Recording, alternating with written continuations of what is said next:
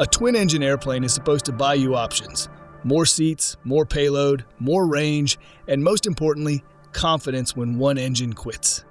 The Wing Derringer gave pilots that second engine, but then it gave them almost nothing else. So you get 2 seats, but your useful load starts running out the moment 2 adults climbed in with full tanks, and the price tag made the airplane super unattractive. Because in the early 1980s, an IFR-equipped Derringer could cost around $140,000, roughly $500,000 in today's money. That was more than many proven 4-seat twins, and close enough to serious business aircraft money that buyers had to ask the obvious question: what exactly am I paying for? The market reacted exactly how you expect. Buyers shrugged, and by July 1982, Wing Aircraft filed for bankruptcy after selling just 12 Derringers. They had spent over 2 decades developing, certifying, and trying to sell one of the most striking light twins ever designed.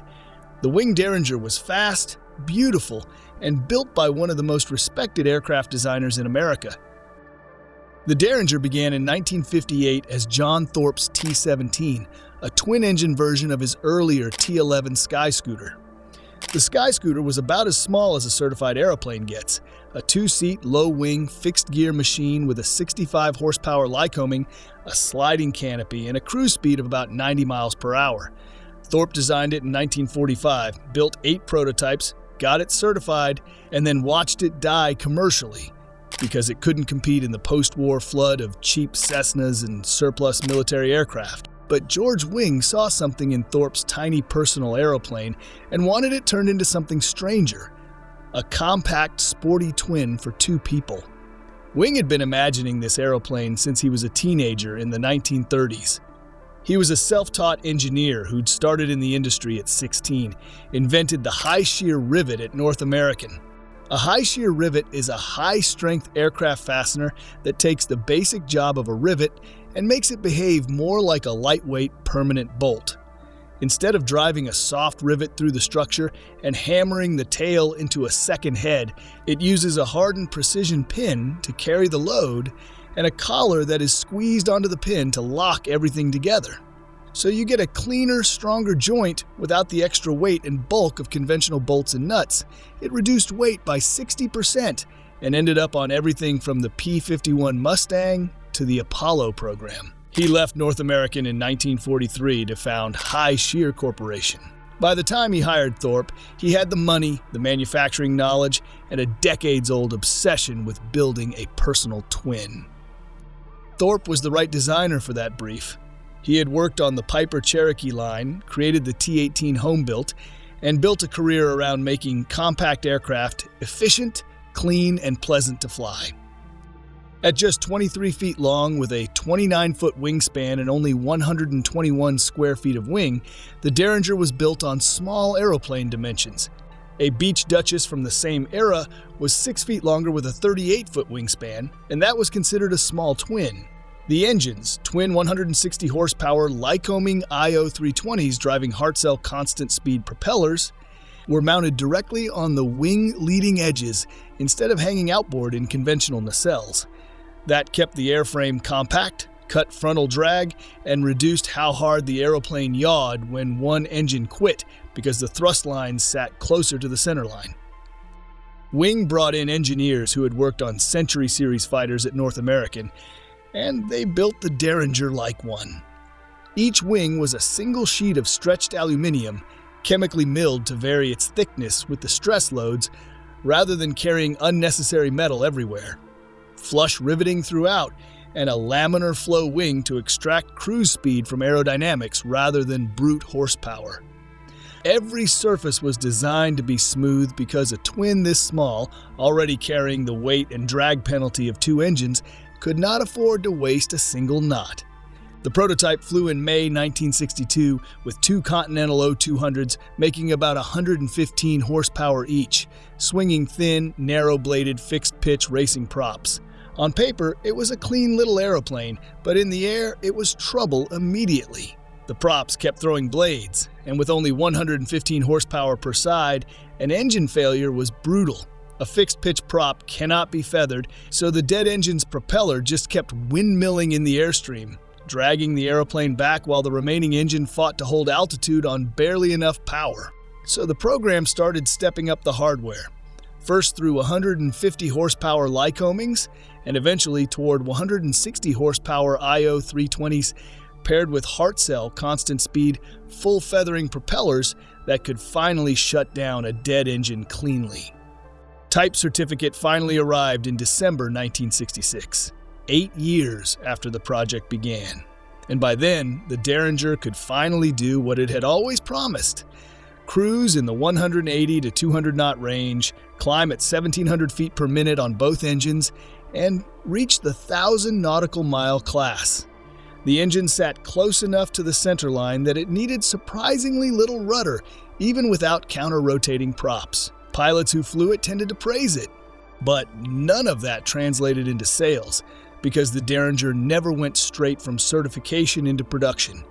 8 years of development, a fatal crash, and multiple engine changes had cost Hi-Shear roughly $5 million, about $50 million today, on a two-seat aeroplane with no order book. The corporation had built its business on fasteners and aerospace contracts, not light aircraft, and by the early 70s it decided the Derringer had consumed enough. George Wing spent the rest of the decade trying to separate the Derringer from the company that no longer wanted it. He eventually left Hi-Shear and relaunched production under his own Wing Aircraft Company in 1978, but 12 years had passed since certification, and the world the Derringer was designed for had changed around it. The 1973 oil crisis had doubled fuel prices and made pilots think harder about running two engines. Interest rates were climbing past 15%, which meant financing a new aeroplane was brutally expensive, and the buyers who might have taken a chance on a fast two-seat twin in the late 60s had long since bought something else or stopped looking altogether. The Derringer was finally ready for a market that was no longer ready for it. When the Derringer finally came to market in the early 1980s, Wing already had a theory for why a two-seat twin would work. He'd run surveys showing that more than 57% of flights in 4 to 7-seat aircraft were made with only 2 people aboard, and that twins were 1.5 times as active in trip frequency as singles. So his logic was, if most twin flights only carry 2 people anyway, why not build a twin optimized for 2? It was a real argument, backed by real data. But what pilots tell a survey and what they do with their checkbooks are very different things. Because when Wing Aircraft began delivering Derringers in the late 70s, the response was the worst thing a new airplane company can face: silence. Pilots who saw it at air shows admired it. The press called it a sports car of the aircraft world, but almost nobody walked into a dealership and wrote a check. By 1982, the D-1 was priced at about $110,000 base, or around $140,000 with IFR avionics, and Wing Aircraft had managed to sell just 12 of them before filing for bankruptcy that July. The aeroplane that George Wing had spent 3 decades imagining was dead inside 4 years of reaching the market, not because people disliked it, but because Wing's logic had confused how people use twins with why people buy them. The Derringer failed every practical test a buyer would apply. It was twin money for single utility. By 1982, the D-1 was priced at about $110,000 base, or around $140,000 with IFR avionics. For that, a buyer got 2 seats in a market where most twin buyers expected 4 seats, usable baggage space, and real mission flexibility. With full fuel, the Derringer's remaining useful load for crew and baggage was roughly 421 pounds. 2 full-sized adults with any real luggage and full tanks, and you were already doing uncomfortable weight and balance arithmetic. A buyer spending that kind of money on a twin was usually buying utility as well as redundancy. The Derringer offered the redundancy, but almost none of the utility. It could not beat the aeroplanes it had to beat. The fairest comparison was the Piper twin Comanche. The twin Comanche offered 4 seats, a useful load around 1,300 to 1,400 pounds, cruise speeds in the mid to high 160 knot range, and fuel burns around 13 to 16 gallons per hour. Over 2,000 were built, which meant parts, support, training familiarity, insurance comfort, and resale confidence. The Derringer was roughly 20 knots faster in cruise, which is not transformational. Not when the twin Comanche could carry twice as many people and far more weight for similar money. Even the Piper Seminole made the Derringer look awkward. The Seminole was simple, sturdy, forgiving, and had counter-rotating propellers that eliminated the critical engine entirely. It offered 4 seats and a recognized role in training and personal transport. It was useful, and usefulness is what most buyers were actually paying for. The Derringer could not justify itself against good singles either. A strong single-engine aeroplane could give an owner high speed, better payload efficiency, lower fuel burn, lower maintenance cost, and far less system complexity. For a buyer who did not specifically need 2 engines, a fast single was often the smarter purchase. And the Derringer's 2-seat layout meant it could not even offer the "but I can carry my family" argument that many twin buyers used to justify the extra engine. So the Derringer was trapped. Too expensive and complex to compete with singles, too small and impractical to compete with established twins. It sat in a gap where almost no rational buyer would follow it. Think about what $140,000 could have bought a pilot in 1982. A new Beechcraft A36 Bonanza, 6 seats, 165 knots, a 1,200-pound useful load, and one of the strongest support networks in all of general aviation. A new Mooney 201, 4 seats, 160 knots cruise on a single engine with dramatically lower operating costs. A pressurized Cessna P-210 that could cruise at 200 knots and carry 6 people above the weather. Or, for less than half that price, a used twin Comanche with 4 seats, twin-engine redundancy, and 2 decades of proven service behind it. Every one of those aeroplanes gave a buyer more seats, more payload, more support, and more resale confidence than the Derringer. The only thing the Derringer gave them in return was rarity and looks. The Wing Derringer was not a bad aeroplane. It was a very good one. It is fast, well-handling, cleverly designed, and genuinely exciting. A small community of owners and enthusiasts still values it today.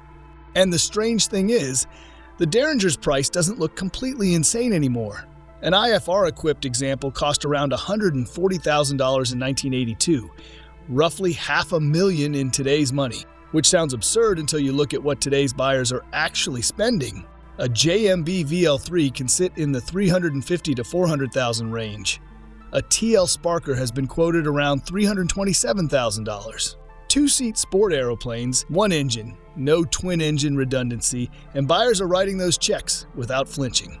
The Derringer could cruise around 184 knots at 65% power, push past 200 flat out, climb at 1,700 feet per minute, and reach the 1,000 nautical mile class.